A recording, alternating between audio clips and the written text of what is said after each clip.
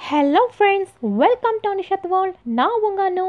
இன்றைக்கி நாம் பார்க்க போகிற ரெசிபி சூப்பரான at the same time very சிம்பிளான ஒரு புதினா ரைஸ் தான் பார்க்க போகிறோம்.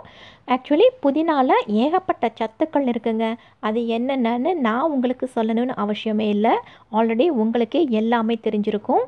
பொதுவாக இந்த புதினா ரைஸை ஒவ்வொரு பிளேஸில் இருக்கிறவங்களும் ஒவ்வொரு விதமாக செய்வாங்க. ஆனால் இன்றைக்கி நான் 5 மினிட்ஸில், அதுவும் குக்கரில் வெரி ஈஸியாக டேஸ்டியாக 5 நிமிஷத்தில் எப்படி செய்யலாம் அப்படின்னு தான் உங்களுக்கு நான் சொல்லி காட்ட போகிறேன். அதுக்கு முன்னாடி இந்த சேனலை பார்த்துக்கிட்டு இருக்கிற ஃப்ரெண்ட்ஸ் இன்னும் சப்ஸ்கிரைப் பண்ணலைன்னா கீழே இருக்கிற ரெட் கலர் சப்ஸ்கிரைப் பட்டனை ப்ரெஸ் பண்ணிவிட்டு கூடவே அந்த பெல் பட்டனும் ப்ரெஸ் பண்ணிவிடுங்க.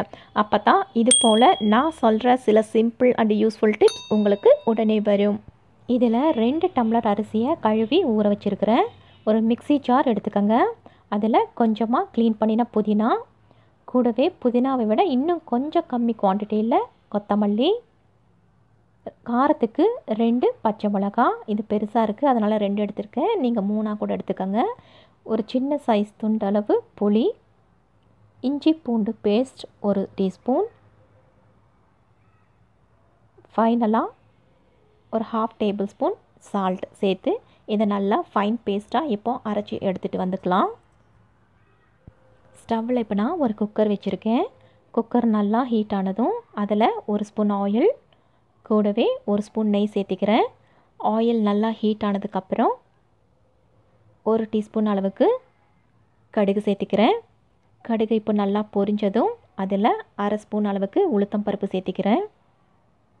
இன்றைக்கி நான் கொஞ்சமாக வேர்க்கடலை சேர்த்திக்கிறேன். நீங்கள் கேஷ்யூ நட்ஸ் கூட சேர்த்திக்கலாம், அதுவும் இன்னும் நல்லாயிருக்கும்.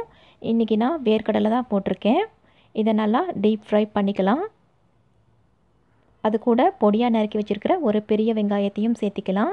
கூடவே கொஞ்சமாக கருவேப்பிலையும் சேர்த்திக்கிறேன். இது எல்லாத்தையும் இப்போ நல்லா வணக்கிக்கலாம்.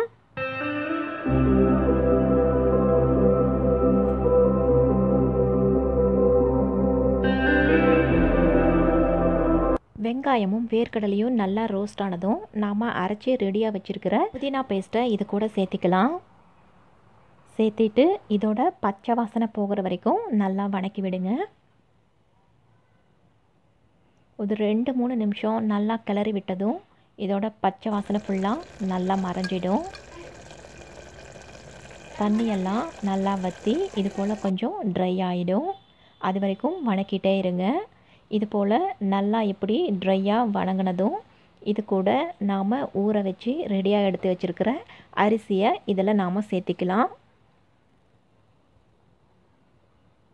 அரிசியை சேர்த்ததுக்கப்புறம் இது போல் நல்லா கலந்து விட்டுட்டு இந்த அரிசிக்கு தேவையான தண்ணியை இப்போ நாம் ஊற்றிக்கலாம்.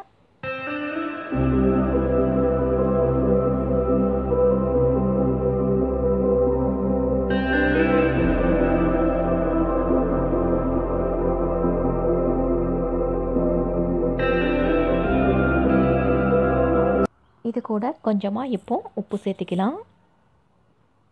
சேர்த்திட்டு எல்லாத்தையும் ஒன்றா மிக்ஸ் பண்ணிவிட்டு கடைசியாக கலந்து விட்டுறலாம். அவ்வளோதான். இப்போ குக்கர் மூடியை போட்டு க்ளோஸ் பண்ணி வச்சிடலாம். வெயிட் போட்டுட்டு விசில் வர வரைக்கும் வெயிட் பண்ணலாம். இது கரெக்டாக வெந்து வர ஒரு 7 மினிட்ஸ் ஆகும். அது வரைக்கும் வெயிட் பண்ணலாம். பேக்ரவுண்டில் ஆம்புலன்ஸ் சவுண்ட் கேட்குது. யாருக்கு என்ன ஆச்சுன்னு தெரியல பாவம். அது யாராக இருந்தாலும் ஆம்புலன்ஸுக்குள்ளே இருந்து போகிறவங்க சீக்கிரமே க்யூர் ஆகி அவங்க வீட்டுக்கு போய் ஃபேமிலியோட சந்தோஷமாக இருக்கணும்.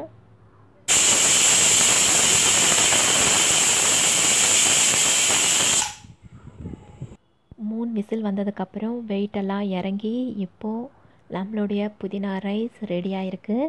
இது எப்படி வந்திருக்குன்னு இப்போ இதை நாம் ஓப்பன் பண்ணி பார்க்கலாம்.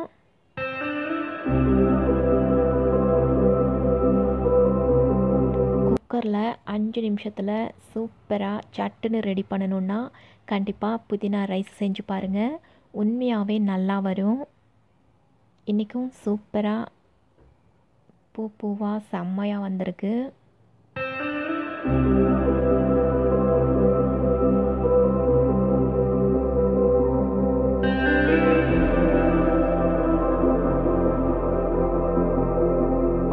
குழந்தைங்களுக்கு லஞ்ச் டைமில் கட்டி கொடுக்க ஒரு சிறந்த லஞ்ச் பாக்ஸ் ரெசிபின்னு இந்த புதினா ரைஸை சொல்லுவேன். அவ்வளோ சூப்பராக இருக்கும். உண்மையாகவே இந்த புதினா நம்மளுக்கும் சரி குழந்தைங்களுக்கும் சரி ஒரு நல்ல புத்துணர்ச்சியை கொடுக்கும். இன்றைக்கி பாருங்கள், புதினா ரைஸ் சூப்பராக வந்திருக்குது. நீங்களும் உங்கள் வீட்டில் இதை ட்ரை பண்ணி பாருங்கள். ட்ரை பண்ணி பார்த்துட்டு எப்படி வந்திருக்குன்னு எனக்கு கமெண்ட்டில் சொல்லுங்கள். மேலும் இது போல் சிம்பிளான ரெசிபிகளை பார்க்க நம்மளுடைய அனுஷத் சேனலை சப்ஸ்கிரைப் பண்ணுங்கள். தேங்க்யூ.